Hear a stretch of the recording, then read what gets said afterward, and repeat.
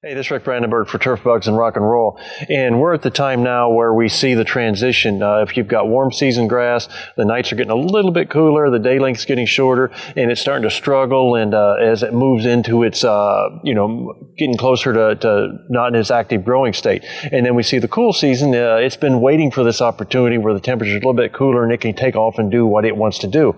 Well, that really changes the status of pests, particularly in warm season turf.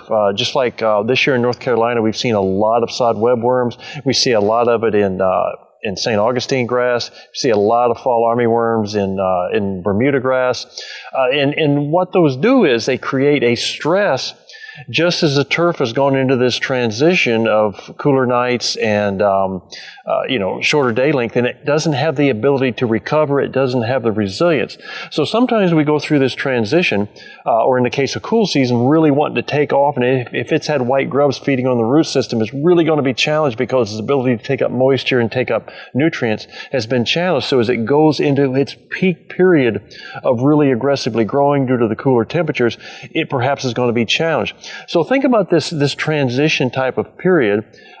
When we look at pests, sometimes our tolerance or a threshold for the number of pests that we can tolerate is going to be a lot lower, especially in the case of warm season going into the cooler fall temperatures and the shorter day length, because it really can't rebound from serious attack like fall armyworm on Bermuda, sod webworm on St. Augustine, or even late season chinch bug or two-line spittlebug or any of these.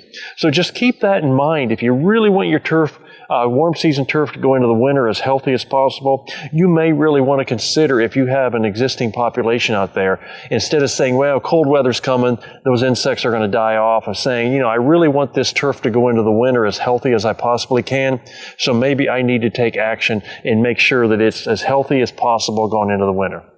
It's that time of year. Hope that helps. Look forward to talking with you again soon.